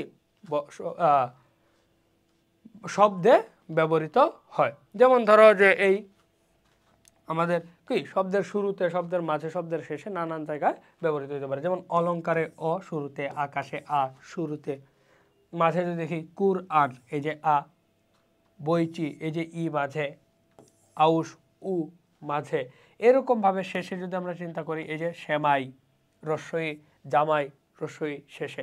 এরকম ভাবে শব্দের শুরুতে, মাঝে, শেষে নানানভাবে কিন্তু কি স্বরবর্ণগুলা ব্যবহৃত হইতে পারে। আর এগুলাকে যখন আমরা হচ্ছে কি কার হিসেবে ব্যবহার করতে পারি, আবার যখন স্বরধ্বনি যখন ব্যঞ্জন ধ্বনির সঙ্গে যুক্ত হয়ে উচ্চারিত হয় তখন স্বরবর্ণের সংক্ষিপ্ত রূপ বা কার ব্যবহৃত হয়। যেমন বাবা, নিশিস, মনীষী, ভুল। এখানে আমি কি সিরিয়ালে দেখো আ ই ই উ এই কারগুলা আছে আর কি। যেমন দেখো বাবা, নিশিস, মনীষী, ভুল, দূর, পৃথিবী, জেলে, হইচই, ঢোল, মৌন। এরকম ভাবে হচ্ছে কি ভাগে ভাগে উচ্চারিত হয়। এরপর আমরা যদি আরো আলাপ করি ব্যঞ্জন বর্ণগুলা নিয়ে, স্বাভাবিকভাবে স্বরবর্ণ বা স্বরধ্বনি, স্বরবর্ণ কার গেল। এখন আমরা উচ্চারণ করব কি ব্যঞ্জন ধ্বনি, ব্যঞ্জন বর্ণ এবং কি ব্যঞ্জন বর্ণের সংক্ষিপ্ত রূপকে বলা হয় ফলা। তো ফলানি। তো ব্যঞ্জন বর্ণ আমাদের কয়টা আছে? ব্যঞ্জন বর্ণ আছে আমাদের 39টি। কয়টি বর্ণ? 39টি। তো এই 39টি বর্ণের জন্য আমার ধ্বনি আছে হচ্ছে 32টি। এখানে দেখো এই যে ক খ গ ঘ ম 5টা, চ ছ বর্গীয় জ ঝ 4টা, ট ঠ ড ঢ 4টা, ত থ দ ধ ন 5টা। এখন দেখো ট ঠ ড ঢ এর পরে আমরা জানি মূর্ধন্য ন আছে। এখন এই মূর্ধন্য ন কেন এখানে আমরা ধরি নাই? কারণ এই যে মূর্ধন্য ন, দন্ত ন, এই দুইটার উচ্চারণই হচ্ছে কি ন। এই জন্য এই দুইটার জন্য আমার একটা ধ্বনি। তো প ফ ব ভ ম এর জন্য 5টা, তাহলে অন্তঃস্থ র, ল, তালব্য স, দন্ত স 4টা। এই যে মূর্ধন্য স কিন্তু নাই। কেন মূর্ধন্য স নাই? কারণ মূর্ধন্য স এর উচ্চারণ কি স এর মতোই হয়। তারপর হ ড বিন্দু র, ঢ বিন্দু র, অন্তঃস্থ অ, অন্তঃস্থ ব, এই মিলে সর্বমোট আমার কি 32টি ব্যঞ্জন ধ্বনি রয়েছে। এই 32টি ব্যঞ্জন ধ্বনিকে আমরা কি 39টা বর্ণ হিসেবে প্রকাশ করতে পারি। এখানে এই যে আমাদের এই যে খণ্ডত, অনুসার, বিসর্গ, চন্দ্রবিন্দু এগুলাকে কিন্তু আমরা ধ্বনি হিসেবে ধরি না, কিন্তু বর্ণতে কিন্তু এরা ঠিকই আছে। তো এইভাবেই হচ্ছে আমার কি 32টা ধ্বনির কারণে আমি 39টা বর্ণ পাই। তো এক্ষেত্রে আমরা যদি কিছু জিনিস খেয়াল করি, যে অতিরিক্ত যে বর্ণগুলো রয়েছে, অর্থাৎ এই যে আমার এই 1টা 2টা 3টা, তারপরে খণ্ডত 4টা, তারপর হচ্ছে আর কোনটা ছিল আমার, অন্তস্থ জ, তারপর মূর্ধন্য ন, এরকম আমার যে বর্ণগুলো রয়েছে, তারপর ওই যে নিয়, এরকম বর্ণগুলোর ক্ষেত্রে আমার কি 8টা বর্ণ অধিক দেখতে পাই। কি কি? নিয়, অন্তস্থ জ, গ, ঘ, ত, অনুসার, তারপর বিসর্গ, এগুলো হচ্ছে কি আমার 8টা অতিরিক্ত বর্ণ, যেগুলো হচ্ছে আমার ব্যঞ্জন ধ্বনিতে নাই কিন্তু ব্যঞ্জন বর্ণতে আছে। এগুলার কি বিশেষত্ব? এগুলো আমরা বর্ণ হিসেবে ব্যবহার তো করে থাকি, কিন্তু উচ্চারণটা করি কি আমি ব্যঞ্জন ধ্বনি দ্বারা। যেমন ধরো ভাষা, ভাষা আমরা যদি বলি, এটা হচ্ছে মূল বানান, কিন্তু আমরা উচ্চারণ করি হচ্ছে কি এভাবে তালব্য স হিসেবে। এটাই হচ্ছে কি আমার, এই কারণে যে এটা বর্ণ আছে কিন্তু এটা ধ্বনি না, ধ্বনি হিসেবে এটা কি তালব্য স ধ্বনিরই অংশ। এরপর আমরা যদি হচ্ছে দেখি নিয় এর হিসাবটা যদি আমরা একটু চিন্তা করি, এই নিয় কখনো কখনো অন্তস্থ অ এর উপর চন্দ্রবিন্দু হিসেবে উচ্চারিত হয়, তাই না? আবার কখনো কখনো দেখবা যে দন্ত ন যোগ চ হিসেবে উচ্চারিত হয়, মানে হচ্ছে দন্ত ন হিসেবে উচ্চারিত হয় আর কি। যেমন উদাহরণ একটু তোমাদেরকে আমি একটু দেখাই। যেমন ধরো মিয়া, এই যে মিয়া লিখলাম আমি, এই মিয়াতে কিন্তু এটা মি আ এভাবে উচ্চারিত হচ্ছে। আবার দেখো চঞ্চল, এটা কিন্তু নিয় যোগ চ, কিন্তু উচ্চারিত হচ্ছে কি আমার এইভাবে চন চল, তাই না? তো এখানে দন্তন হিসেবে উচ্চারিত হচ্ছে, এখানে অন্তস্থ অ হিসেবে উচ্চারিত হচ্ছে। এই জন্যই সে বর্ণ হইলেও তার নিজস্ব কোনো ধ্বনি নাই। এবারে ব্যঞ্জন বর্ণ নিয়ে যদি কথা বলতে হয়, আমার যে ব্যঞ্জন ধ্বনিগুলো রয়েছে, সেই ব্যঞ্জন ধ্বনির লিখিত যে রূপ, সেগুলো হচ্ছে কি বর্ণ। কারণ ব্যঞ্জন ধ্বনি প্রকাশের জন্য যেসব বর্ণ ব্যবহার হয় সেগুলাই ব্যঞ্জন বর্ণ। তো এই ব্যঞ্জন বর্ণ কয়টা? 39টা ব্যঞ্জন বর্ণ রয়েছে। তো এই যে ব্যঞ্জন বর্ণ আমরা দেখতে পাই, ব্যঞ্জন বর্ণের কি 2 ধরনের রূপ রয়েছে, একটা পূর্ণরূপ, একটা কি সংক্ষিপ্ত রূপ। পূর্ণরূপ তো রয়েছে যেটা বলি আমরা বর্ণ, আর যেটা সংক্ষিপ্ত রূপ সেটাকে আমরা বলে থাকি ফলা। এরা হচ্ছে কি বাক্যের শুরুতে, শব্দের শুরুতে, মাঝে, শেষে যে কোনোভাবে ব্যবহৃত হতে পারে। যেমন ধরো ল বা ক, এই যে শুরুতে ব্যবহৃত হচ্ছে, গ মাঝে ব্যবহৃত হচ্ছে, ক শেষে ব্যবহৃত হচ্ছে। এরকম ভাবে কি শুরুতে, শেষে, মাঝে যে কোনো জায়গায় বসে শব্দ গঠন করতে পারে। এই যে ব্যঞ্জন বর্ণ রয়েছে, এই ব্যঞ্জন বর্ণগুলো যখন ফলা হিসেবে ব্যবহৃত হয়, সেটা দিয়ে যে এই ব্যঞ্জন বর্ণগুলো যখন অন্য কোনো স্বরবর্ণ বা ব্যঞ্জন বর্ণের সাথে ব্যবহৃত হয়, তখন সেগুলো সংক্ষিপ্ত রূপ ব্যবহৃত হয়, সেটাকে বলে ফলা। তেমন আমরা দেখতে পাই হচ্ছে কি জ ফলা আছে, জ ফলাটা কিরকম, এই যে এরকম। র ফলা আছে, র ফলা কেমন, এই এরকম। তারপরে রয়েছে আমাদের ব ফলা, ব ফলাটা এই ছোট একটা ব আর কি। ব ফলার উদাহরণ যদি আমাদের দিতে হয়, ধরো বিশ্বাস লিখলাম, তাহলে এই যে বিশ্বাস লিখছি, এই যে ছোট্ট বটা আছে, এটা হচ্ছে ব ফলা। তো এরকম ভাবে হচ্ছে কি নানান রকম ফলা ব্যবহৃত হয়। যেমন এখানে যদি আমরা কিছু ব্যবহার দেখি ফলার, যেমন জ ফলার ব্যবহার ব্যাং, ধান্য, সহ্য, শুরুতে, মাঝে, শেষে সব জায়গাতে ব্যবহৃত হচ্ছে। ব ফলা শ্বাস, বিল্ল, অশ্ব, শুরুতে, শেষে, মাঝে সব জায়গাতে ব্যবহৃত হয়। ম ফলা পদ্ম, সম্মান, স্মরণ, শুরুতে, মাঝে, শেষে। র ফলা প্রমাণ, শ্রান্ত, ক্ষিপ্র। ন ফলাতে রত্ন, স্বপ্ন, যত্ন। ল ফলা অম্ল, ম্লান, ক্লান্ত। এভাবে কি নানানভাবে কিন্তু এই ফলাগুলো ব্যবহৃত হয়। বাংলা ব্যঞ্জন বর্ণ বা ব্যঞ্জন বর্ণের যে ফলারূপ, এগুলো কিন্তু আমরা ব্যবহার করে থাকি। এখন আসি আমরা যুক্ত ব্যঞ্জন বর্ণ নিয়ে। যখন 2টা ব্যঞ্জন বর্ণ একসাথে যুক্ত হয়, কি একসাথে যুক্ত হয়, যুক্ত হয়ে ব্যবহৃত হয়, তখন সেটাকে আমরা বলি যুক্ত বর্ণ। তো ব্যঞ্জন বর্ণ কখন যুক্ত হয়? যখন হচ্ছে 2 বা তার চেয়ে বেশি ব্যঞ্জন ধ্বনির মধ্যে কোনো স্বরধ্বনি থাকে না, তখন ব্যঞ্জন ধ্বনি 2টা একত্রে লেখা হয়। কিভাবে? যেমন ধরো ক যোগ ত, এই ক যোগ তকে আমরা হচ্ছে এই ক ত হিসেবে লিখতে পারি, এভাবে লিখতে পারি, আবার এভাবে লিখতে পারি, 2 ভাবেই লেখা যায়। তো এখন কি কখন, ধরো এই যে বক্তা, বক্তা এখানে হচ্ছে ব ক ত, যুক্ত আ, তাহলে আটা ক আর ত এর মাঝখানে কোনো কি স্বরধ্বনি নাই, তো এই জন্য আমি দুইটাকে একত্র করে লিখে ফেললাম বক্তা। শেষে একটা আ আছে কিন্তু দুইটার মাঝখানে নাই, তো এই যে যেহেতু দুইটার মাঝখানে নাই তাহলে দুইটাকে একসাথে করে ফেলার মানেই হচ্ছে কি যুক্ত ব্যঞ্জন। তো যুক্ত ব্যঞ্জন কয়েক ধরনের হয়ে থাকে সাধারণত। একই ব্যঞ্জন যখন পরপর দুইবার ব্যবহৃত হয় তখন সেটাকে আমরা বলি দ্বিত্ব ব্যঞ্জন। উদাহরণস্বরূপ উচ্চ, এখানে চ দুইবার ব্যবহৃত হয়েছে, চ যোগ চ, এটাকে আমরা বলি হচ্ছে কি দ্বিত্ব ব্যঞ্জন। তারপরে নবান্ন,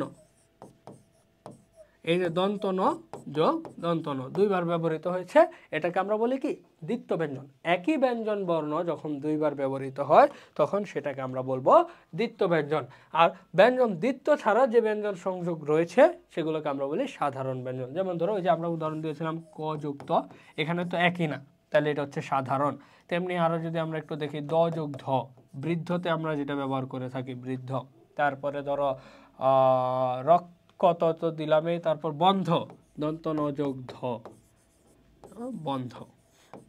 এগুলো হচ্ছে কি আমার সাধারণ যুক্ত ব্যঞ্জন। তাহলে আমরা যুক্ত ব্যঞ্জন সম্পন্ন কিন্তু কি মোটামুটি একটা ধারণা পেয়ে গেলাম। তো এক্ষেত্রে আমরা যদি একটু দেখি যে যুক্ত ব্যঞ্জনের ক্ষেত্রে যখন দুই ধরনের রয়েছে, একটা হচ্ছে স্বচ্ছযুক্ত ব্যঞ্জন আর একটা হচ্ছে অস্বচ্ছযুক্ত ব্যঞ্জন। স্বচ্ছযুক্ত ব্যঞ্জন কোনটা, যেটা আমরা দেখেই ব্যঞ্জন বর্ণ দুইটাকে আলাদা করতে পারি, সেটা হচ্ছে স্বচ্ছযুক্ত ব্যঞ্জন। আর যে ব্যঞ্জন দুইটাকে আলাদা করতে পারি না, সহজে দেখে বোঝা যায় না, ওটাকে বলা হয় অস্বচ্ছযুক্ত ব্যঞ্জন। তো যেমন ধরো এরকম উদাহরণ যদি দেখি আমরা যে দন্ত ন আর ত, এগুলোকে তো আমরা সহজে ভাগ করে ফেলতে পারি, তাহলে এগুলো হচ্ছে আমার কি স্বচ্ছ যুক্ত ব্যঞ্জনের উদাহরণ। কিন্তু যেগুলোকে আমরা স্পষ্টভাবে বুঝতে পারি না, এর মধ্যে এরকম একটা দেওয়া আছে, উপরে মাত্রা দেওয়া আছে, তাহলে এটা কিন্তু কি ক যোগ র ফলা, তাই না? এরকম না, কিন্তু আমরা দেখতেছি কি এরকম একটা, তাহলে এটা হচ্ছে অস্বচ্ছ। যেমন ধরো চক্র, চক্র আমরা এভাবেও লিখতে পারি, আবার কি এভাবেও লিখতে পারি। তো এটা হচ্ছে আমার অস্বচ্ছযুক্ত ব্যঞ্জন। সেরকম ভাবে আমরা যদি এই চিহ্নটা যেটা আছে, ধরো ব্রহ্মপুত্র যেটা আছে আমাদের, এখানে দেখে বোঝা যাচ্ছে যে এখানে কোন যুক্ত ব্যঞ্জন আছে, কিন্তু এই যুক্ত ব্যঞ্জনকে যদি আমরা ভাঙি তাহলে পাবো হচ্ছে হ যোগ ম, তাহলে এটাকে আমরা বলতে পারি না এটা একটা অস্বচ্ছযুক্ত ব্যঞ্জন। তো এইরকম ভাবে আমরা কি যেটা সরাসরি দেখেই আলাদা করতে পারি সেটা হচ্ছে আমার স্বচ্ছ, আর যেটা দেখে আলাদা করতে পারি না সেটা হচ্ছে অস্বচ্ছ যুক্ত ব্যঞ্জন।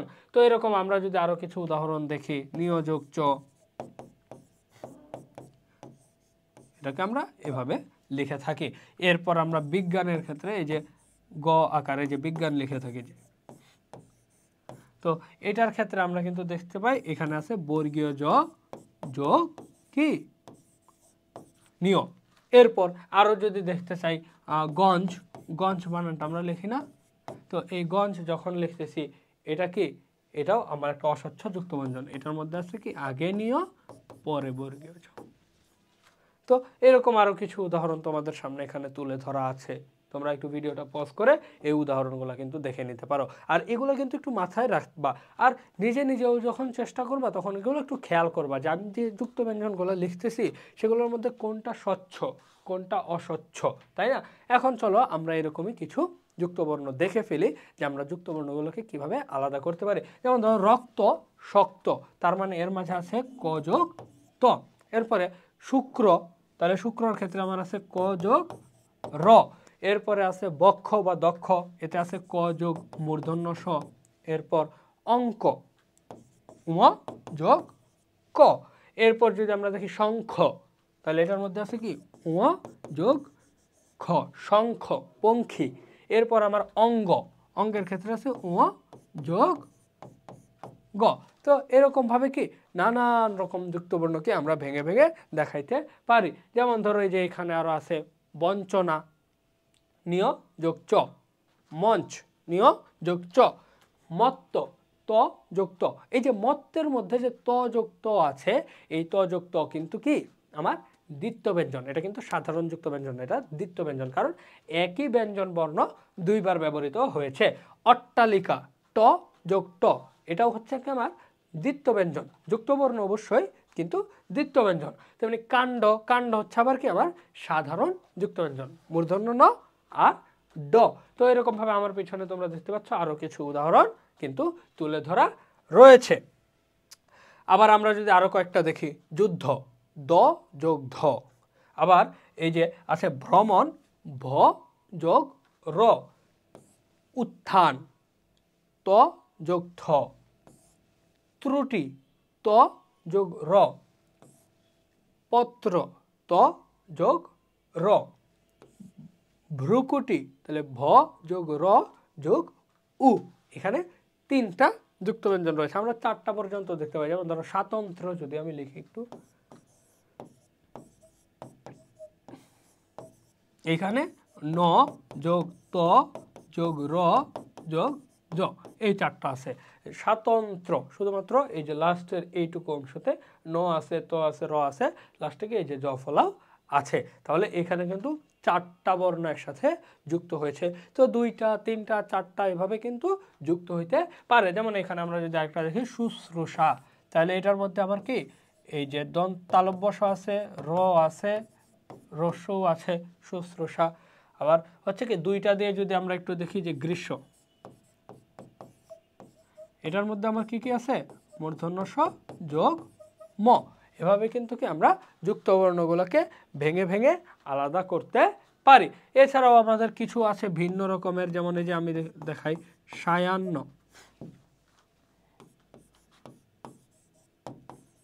তো দেখে কিন্তু বোঝা যায় না এটা আসলে কি, এটা দেখে বোঝা যায় এখানে কোন দুইটা আছে। তো এটা হচ্ছে কি অস্বচ্ছ যুক্ত ব্যঞ্জন। এটার মধ্যে রয়েছে আমার হ যোগ দন্ত ন, এটা সায়ান্ন।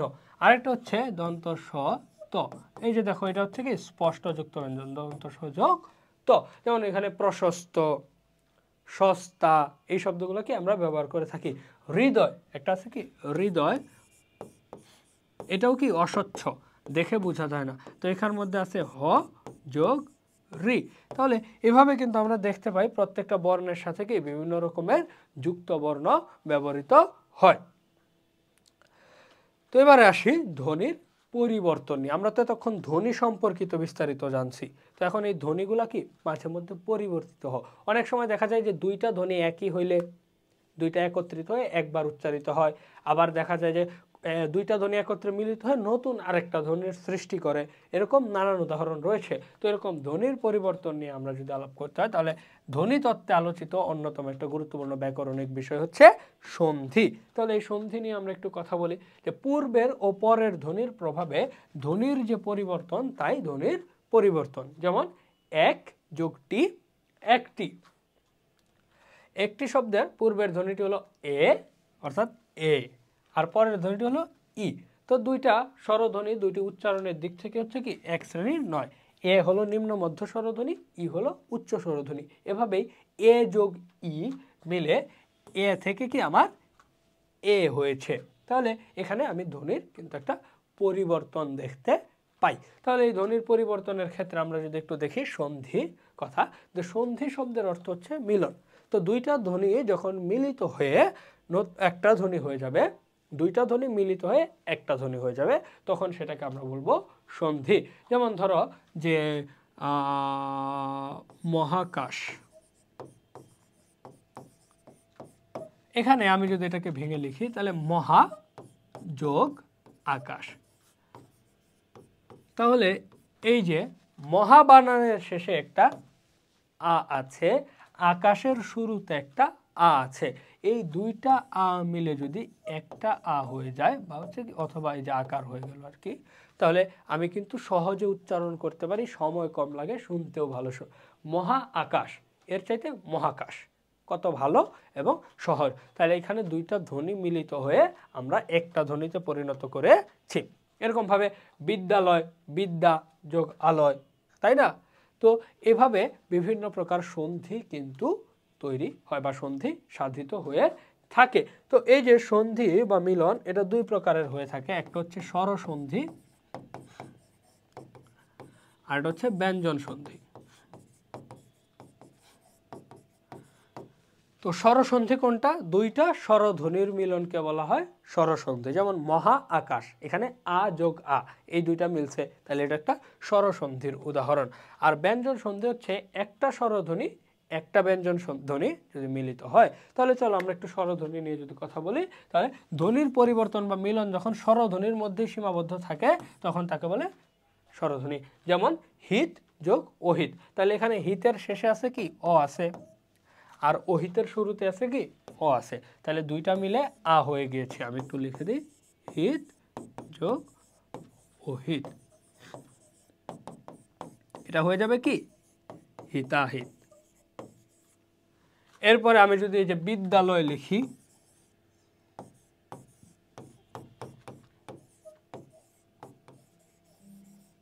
তাহলে এই দুইটা মিলে হয়ে যাবে কি? বিদ্যালয়। কেমন? এই যে এখানে একটা আ আছে, এখানে একটা আ ধ্বনি রয়েছে, দুইটা মিলে একটা আ ধ্বনিতে পরিণত হয়েছে। বিদ্যা যোগ আলয়, বিদ্যালয়। তাহলে এখানে আমার দুইটার ক্ষেত্রে যদি দেখি, এখানেও আমার একটা কি স্বরধ্বনি অ রয়েছে, এই কি মুছে গেল কেন? অ রয়েছে, আর এখানেও অ রয়েছে, এই দুইটা মিলে আমার কি হয়ে গেল? আ হয়ে গেল। হিত যোগ হিত, হিতাহিত। তো এভাবে আমার যখন দুইটা স্বরধ্বনির মধ্যে সন্ধি হবে তখন সেটাকে আমরা বলবো হচ্ছে কি? স্বরসন্ধি। আর যদি স্বরধ্বনির সাথে একটা ব্যঞ্জন ধ্বনি থাকে, অথবা শুরুতে ব্যঞ্জন ধ্বনি পরে স্বরধ্বনি থাকে, বা হচ্ছে কি দুইটা ব্যঞ্জন ধ্বনি মিলে সন্ধি হয়, তাহলে সেটাকে আমরা বলে থাকি ব্যঞ্জন ধ্বনি। যেমন ধরো উত যোগ চারণ, তাহলে এখানে এইখানে তো একটা কি ব্যঞ্জন ধ্বনি, চ একটা ব্যঞ্জন ধ্বনি, দুইটা মিলে তাহলে আমার এটা হয়ে যাবে চ যোগ চ, উত যোগ চারণ হয়ে যাবে উচ্চারণ। তাহলে এখানে ব্যঞ্জন ধ্বনি মিলিত হয়েছে দেখে এটাকে বলে ব্যঞ্জন সন্ধি। এরপরে আসি স্বরসন্ধির কিছু সূত্র এবং উদাহরণে। তাহলে স্বরসন্ধির সূত্রগুলো নিয়ে যদি, মানে কোন স্বরধ্বনিগুলো মিলে কি হবে, এটাই হচ্ছে স্বরধ্বনির সূত্র। যেমন ধরো অধ্বনির পরে যদি অধ্বনি থাকে তাহলে উভয়ে মিলে আ হয়। যেমন আমরা হিতাহিতের উদাহরণ দেখছি না, হিত যোগ অহিত, তাহলে দুইটাই অ ছিল কিন্তু মিলে গিয়ে হয়ে গিয়েছে কি? আ। যেমন এই উদাহরণ দেখি, নব যোগ অন্ন হয়ে যাবে নবান্ন, সূর্য যোগ অস্ত হয়ে যাবে সূর্যাস্ত। তাহলে এখানে নবতে একটা ও আছে, অন্যতে একটা ও আছে, তাহলে দুইটা ও মিলে গিয়ে কি হয়ে যাচ্ছে? আমার আ হয়ে যাচ্ছে, দুইটা মিলে আ হয়ে যাচ্ছে।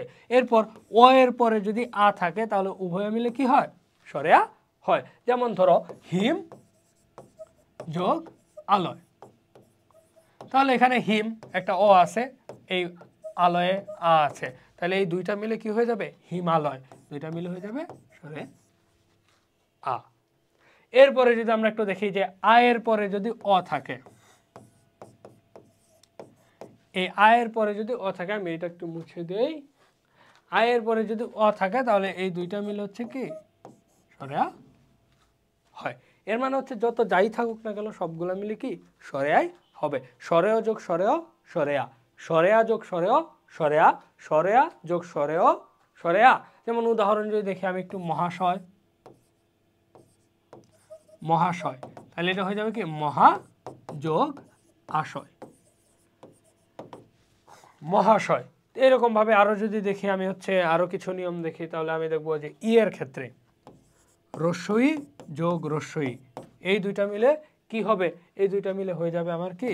দীর্ঘই। যেমন ধরো রবি যোগ ইন্দ্র, তাহলে রবি যোগ ইন্দ্র এই দুইটা মিলে হয়ে যাবে কি? রবীন্দ্র, তাই না? এভাবে কিন্তু আমার কি ই ধ্বনি এবং ই ধ্বনি মিলে দীর্ঘই হয়েছে। এরপরে যদি আমরা দেখি হচ্ছে কি, আরেকটা উদাহরণ দেখি, রস্যই যোগ দীর্ঘইয়ের একটা উদাহরণ যদি আমরা একটু দেখি, এই দুইটা মিলে দীর্ঘই হবে। যেমন ধরো পরি যোগ ইক্ষা, দুইটা মিলে হয়ে যাবে কি?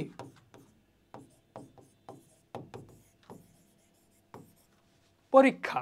তো এভাবে হচ্ছে আমার স্বরধ্বনিগুলা একটা আরেকটার সাথে মিলে সন্ধি গঠন করে। এগুলো হচ্ছে কি স্বরধ্বনির কিছু সূত্র আমরা যেগুলো দেখলাম। এরপর আমরা যদি আরো কয়েকটা দেখি যে শুভেচ্ছা।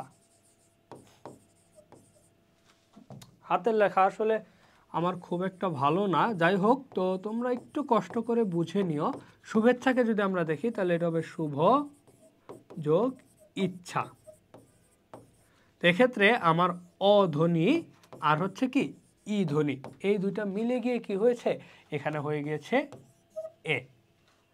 শুভেচ্ছা এ, কিন্তু বাংলা আমরা পাই কি শুভ যোগ ইচ্ছা, অর্থাৎ স্বরেও আর রস্বই মিলে হয়েছে এ।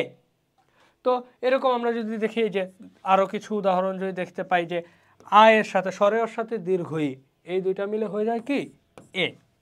অপ যোগ ইক্ষা হয়ে যাবে অপেক্ষা। স্বরের সাথে রস্বই মিলে গেলেও এ হবে। যথা যোগ ইচ্ছা, যথা আ আছে, ইচ্ছা ই, দুইটা মিলে হয়ে গেল এ, যথেচ্ছা। এরপরে আমরা দেখব আ আর দীর্ঘই মিলেও এ হয়, যেমন মহা যোগ ইস, মহা আ আছে, ইস দীর্ঘই, কিন্তু দুইটা মিলে হয়ে গিয়েছে কি মহেশ একার। অর্থাৎ এভাবে আমার কি প্রত্যেকটা মিলে কিন্তু দুইটা ধ্বনি মিলিত হয়ে হয় একটা ধ্বনিতে রূপান্তরিত হবে, পরিবর্তিত হয়ে আরেকটা ধ্বনিতে চলে আসবে। এবারে বলি আমরা এই সন্ধির প্রয়োজনীয়তা কি, কেন আমি শুভ ইচ্ছাকে শুভেচ্ছা বলবো।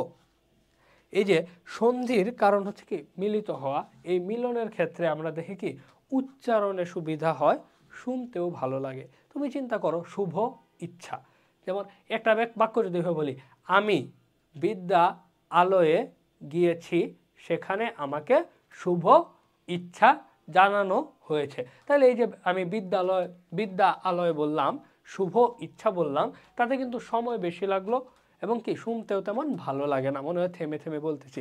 কিন্তু যখন আমি বললাম যে আমি আজ বিদ্যালয়ে গিয়েছি, সেখানে আমাকে শুভেচ্ছা জানানো হয়েছে, তাহলে আমার শুনতেও শ্রুতিমধুর হয়, বলতেও সহজ হয়। তাহলে এই যে সন্ধি, এই সন্ধি হচ্ছে কি উচ্চারণে আমাদের একটা স্বাচ্ছন্দ্য আছে, তারপর শ্রুতি মাধুর্য বাড়ে।